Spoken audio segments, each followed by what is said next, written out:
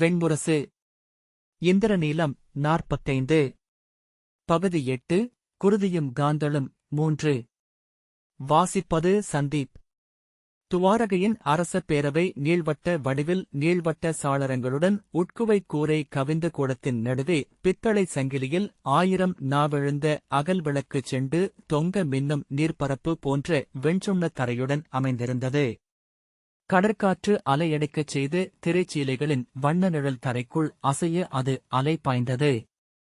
யாதவர்களின் பன்னிரு பெருங்குலத்து மூத்தோர், அயல் வணிகர், நகரத்து ஐம்பெரும் குழுவின் தலைவர்கள், எண்பேராயத்து முதல்வர்கள், பெருங்கொடி மக்கள் என அவை நிறைத்து அமர்ந்திருந்தனர்.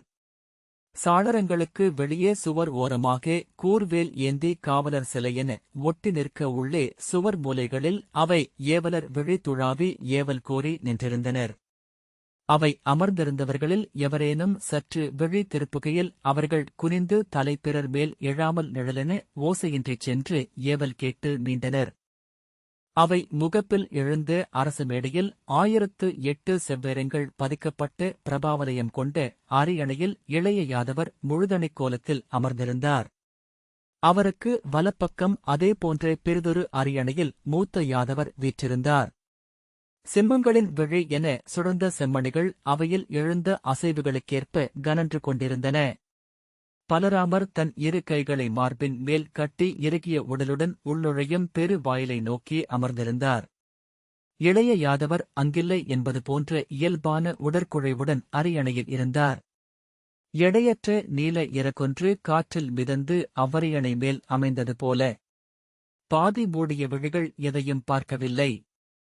இதழ்களில் எப்போதும் என இருக்கும் அப்புன்னகை அங்கு நிகழ்வது எதற்காகவும் அல்ல என்று தோன்றியது. குழல் சூடிய பீலி விழி வானை நோக்கி விழித்திருந்தது. திருஷ்டத்யும்னன் கிருதவர்மனுடன் வந்து கொண்டிருக்கும் செய்தி முன்னரே அவையை அடைந்துவிட்டிருந்தது. அந்தகர்கள் கூட்டமாக எழுந்து கை நீட்டி கூச்சலிட பலராமர் எழுந்து தன் பெரும் கைகளை விரித்து இடிக்குரலில் அமருங்கள், அவையில் ஓசையிடுபவர் எவராயினும் இக்கணமே கழுவிலேற்றப்படுவார்கள் என்று கூறியதும் திகைத்து அவரை நோக்கிய பின் ஒவ்வொருவராக அமர்ந்தனர். ஆனால் அமர்ந்தபின் அவர்கள் ஒருவரோடொருவர் பேசிக்கொண்ட ஓசை எழுந்து குவை மாடத்தில் முட்டி முழக்கமாக கீழிறங்கியது.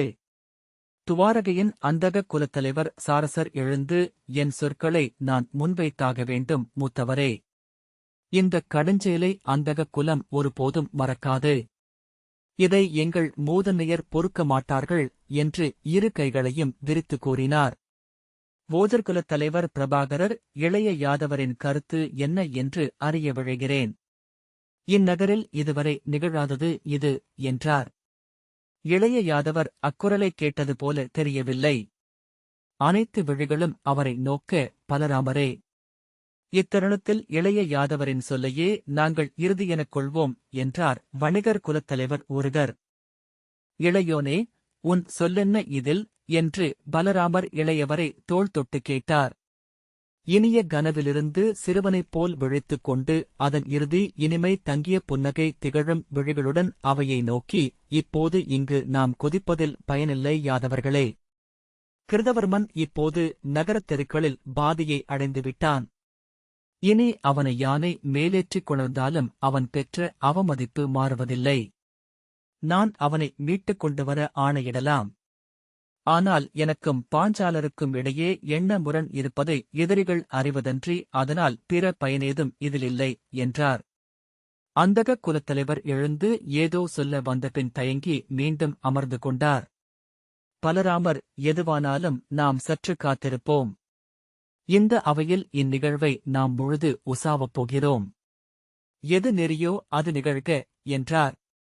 துவாரகையின் நாற்படையின் பெருந்தலைவரான பிரதீபர் எழுந்து, அந்தகர்களின் கொந்தளிப்பை நான் உணர்கிறேன். ஆனால் இன்று பாஞ்சாலர் செய்து கொண்டிருப்பது முற்றிலும் உகந்ததே.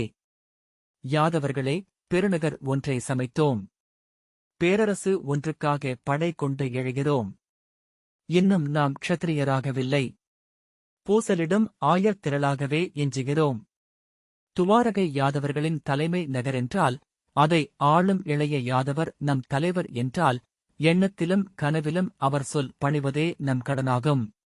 பிறழ்ந்தவர், நம் குலம் விட்டு உதிர்ந்தவர். அவருக்காக எழுவதென்பது யாதவ அரசுக்கெதிரான வஞ்சகமே. இந்நகர் உருவான பிறகு நிகழ்ந்த முதல் இரண்டகம் இது. இதை இங்கேயே வேருடன் ஒருக்காவிடில் இந்நகர் என்றோ ஒருநாள் வஞ்சத்தால் அழியும் என்றார். அந்தகக் குலத்தலைவர் சாரசர் அவ்வண்ணம் 100,000 சொல்லிருக்கலாம் படைத்தலைவரே. ஆனால் அவன் அந்தகன். இன்று துவாரகையின் பெருவீதியில் எங்கள் குடி மூத்தார் அவனைச் சூழ்ந்து பரிதவிக்கிறார்கள் என்றார். ஏன்? அந்தகக் குலத்தவன் ஒருவன் தன் குல மூதாதையை நெஞ்சில் உதைத்து தலைவெட்டி வீசியபோது அந்த மூதாதையர் சினம் கொள்ளவில்லையா?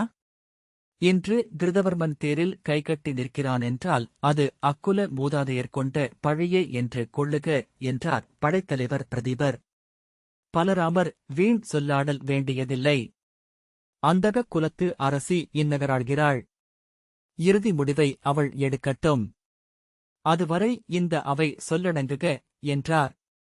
பேரமைச்சர் மனோகரர் ஆம், இப்போது நாம் செய்ய வேண்டியது அதுவே என்றார். அதை உணர்ந்து ஒவ்வொருவராக தங்கள் பீடத்தில் அமர அவை அலையடங்கி ஓய்ந்தது. காற்றில் சாளரத் திரைச்சிலைகள் படபடக்கும் ஒலி அவர்களை தழல் அலைகள் சூழ்ந்திருப்பது போல கேட்டது.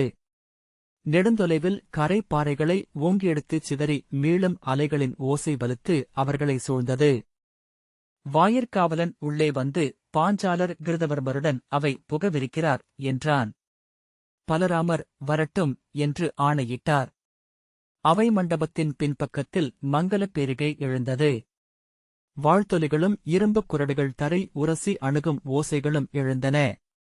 கோல்காரன் உள்ளே வந்து யாதவ பேரரசி அவை புகுகிறார் என்று அறிவித்தான்.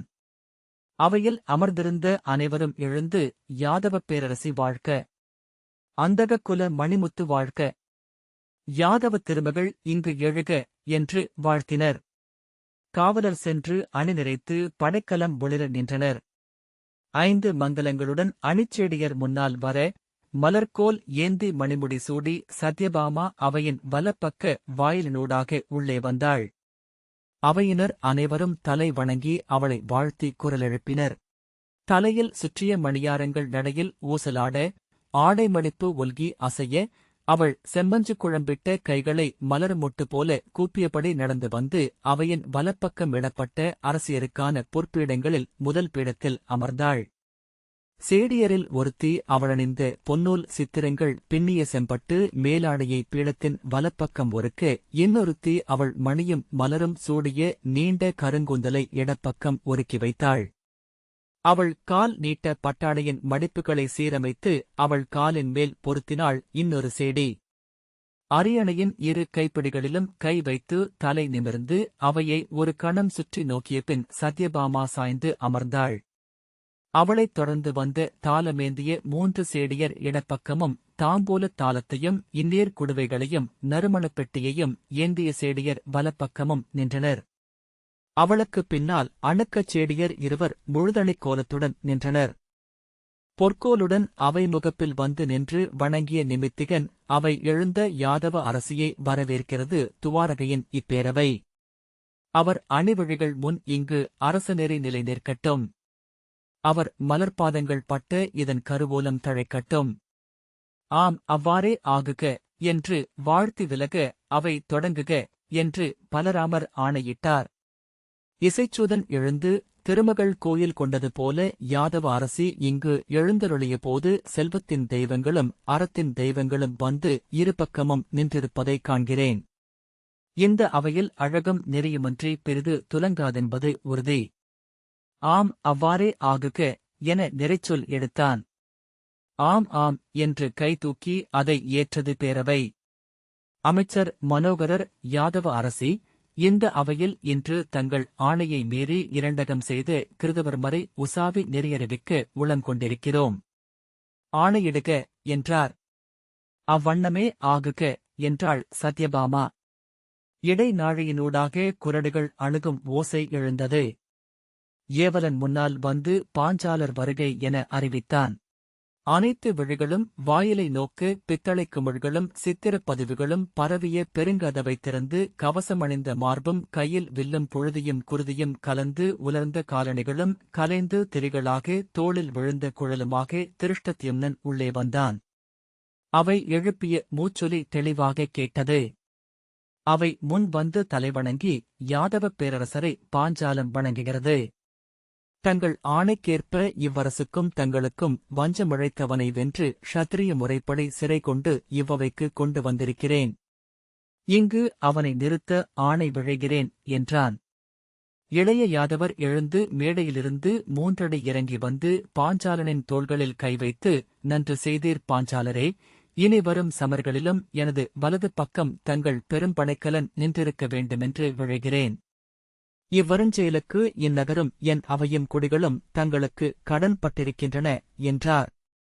பலராமர் மார்பின் மீது கட்டிய கைகளுடன் அசையாது அவனை நோக்கி அமர்ந்திருந்தார். இளைய யாதவர் திரும்பி, மூத்தவரே, நமது அயல் நட்பு நாடாக இருப்பினும் பயன்கருதாது பாஞ்சாலம் செய்த இப்பேருதவிக்கு தாங்களும் வாழ்த்துரைக்க கடமைப்பட்டிருக்கிறீர். இவ்விளைஞர் தங்கள் நற்சொற்களால் சிறப்பிக்கப்பட வேண்டியவர் என்றார். பலராமர் எழுந்தபோது அரியணை சற்று பின்னகர்ந்து ஓசையிட்டது. அவரும் 3 படிகளை இறங்கி வந்து முதுகளிற்றின் வெண்தந்தங்கள் போன்ற தன் பெருங்கரங்களை அவன் தோள் மேல் வைத்து மார்புடன் அணைத்துக் கொண்டு, தங்களுக்கும் தங்கள் நாட்டுக்கும் யாதவகுலமும் நானும் கடமைப்பட்டிருக்கிறோம் பாஞ்சாலரே என்றார். அதுவரை சற்று தயங்கி கலைந்த ஒலியுடன் அமர்ந்திருந்த அவையினர் அனைவரும் எழுந்து, பாஞ்சாலம் வாழ்க, வெற்றிகொள் இளவல் திருஷ்டத்யும்னர் வாழ்க என்று குரல் எழுப்பினர். பேரவையின் இடது மூலையில் நின்றிருந்த இசைச்சூதர் முழவுகளையும் கொம்புகளையும் ஊதி மங்கல இசை எழுப்பினர். பெண்டர் குரவையொலியிட்டனர். திருஷ்டத்யும்னன் இளைய யாதவரையும் மூத்தவரையும் வணங்கி திரும்பி அவை நோக்கி கைகூப்பி மும்முறை தலை வணங்கினான். அமர்க பாஞ்சாலரே என்று இளைய யாதவர் கைகாட்ட பாஞ்சாலத்தின் விற்குறி பொறிக்கப்பட்டிருந்த பொற்பிடத்தில் சென்று அமர்ந்து 2 கைகளையும் தன் மடிமேல் வைத்துக்கொண்டு நிமிர்ந்த தலையுடன் அவையை நோக்கினான். அந்தக குலத்தலைவரின் விழிகளை அவன் சந்தித்தபோது அவற்றில் இருந்த பகைமையைக் கண்டு இதழ் சற்றே வளைய புன்னகைத்தான். அவர் விழிகளை தாழ்த்திக் கொண்டார். அவையினர் அனைவரின் விழிகளும் வாயிலையே நோக்கின. இருவேரர்களால் கைப்பற்றி நடத்தப்பட்டவனாக தளர்ந்து துவண்ட கால்களை இழுத்து வைத்து உயிரற்றவை போல் ஆடிய கைகளுடன் கிருதவர்மன் அவைக்கு வந்தான். வீரர்கள் அவனை அவை முன் நிறுத்தி பின் வாங்கியபோது அவன் கால்கள் வலுவிழந்து மடிந்தன. தரையில் மண்டியிட்டவன் போல் அமர்ந்து 2 கைகளையும் ஊன்றி தலை குனிந்தான். புழுதி படிந்து செந்நிறமாகிவிட்டிருந்த குழல் கற்றைகள் தொங்கி அவன் முகத்தை முற்றிலும் மறைத்தது. மூச்சன்றி பிற ஒலிகள் எழாது அவை அமர்ந்திருந்தது. கிருதவர்மனின் முனகலும் மூச்சிறைப்பும் பின்னிருக்கையில் அமர்ந்திருவர்களையும் சென்றடைந்தது. இளைய யாதவர் கிருதவர்மன் அங்கு கொண்டுவரப்பட்டதையே அறியாதவர் போல அரைக்கணமும் அவனை நோக்கி விழுதிருப்பாமல் அமர்ந்திருந்தார். பலராமர் ஏன் இப்படி இருக்கிறான் என்று எவரிடமென்றில்லாமல் கேட்டார். எவரும் மறுமொழி சொல்லாததனால் அவனுக்கு பீடமளியுங்கள் என்றார். மனோகரர், மூத்தவரே, குற்றம் சாட்டப்பட்டவருக்கு பீடம் அளிக்கப்படுவதில்லை என்றார். அப்படியென்றால் அருந்த இந்நீர் அழியுங்கள் என்றார் பலராமர். கிருதவர்மன் தலையை அசைத்து வேண்டாம் என முனகி முகத்தில் சரிந்த குழலை விலக்கினான். இளையவனே, இவனுக்குரிய தண்டத்தை நீயே அளிப்பாயாக என்றார் பலராமர்.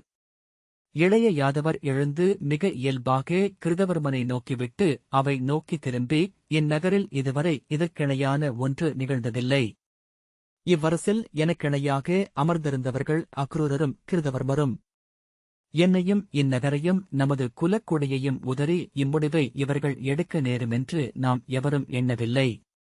அது ஏனென்று அவர்களே இங்கு விளக்கக் கடவர். எச்செயலுக்கும் அதற்குரிய விளக்கமென்று ஒன்றுண்டு. அவ்விளக்கம் நம்முள் உறையும் அறத்தின் தெய்வத்துக்கு உகந்தது என்றால் அதை நாம் ஏற்க கடமைப்பட்டுள்ளோம். நம் விழைவுகளும் ஆணவமும் நமது நம்பிக்கைகளும் அதை தடுக்க வேண்டியதில்லை.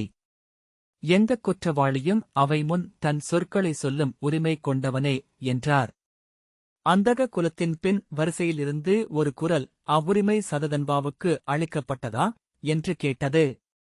திடுக்கிட்டவர்கள் போல அனைவரும் அத்திசை நோக்கி திரும்ப வைரத்தின் ஒளியசைவு போல விழி சற்றே மாற புன்னகை அவ்வண்ணமே இருக்க இளைய யாதவர் சொன்னார், குற்றங்கள் 2 வகை அந்தகரே.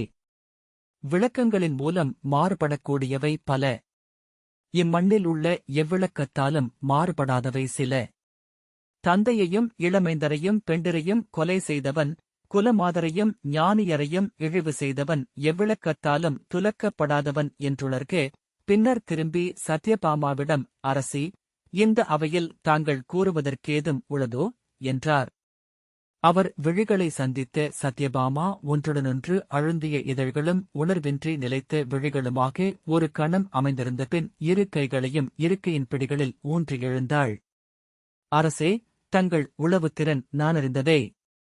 நேற்று பின்னிரவில் அக்ரூரர் என் அரண்மனைக்கு செய்தியொன்றை அனுப்பியிருந்தார். விடிகாலையில் இந்நகருக்கு வெளியே பாலைவனச் சோலையில் தங்கியிருந்த அவரை என் ஒற்றர் கொணர்ந்து அரண்மனையில் தங்க வைத்திருக்கிறார்கள். இந்த அவையில் அவரை கொண்டு வந்து நிறுத்த விழைகிறேன். தாங்கள் இங்கு கூறியது போல தன் குற்றத்தை விளக்கும் வாய்ப்பை அவருக்கு அளிப்போம் என்றாள். குறிந்து அமர்ந்திருந்த கிருதவர்மன் தலை நிமிர்ந்து சத்யபாமாவை பார்த்தான். தன் தளர்ந்த கரங்களைத் தூக்கி குழலை பின்னுக்குத் தள்ளி முடிந்தான்.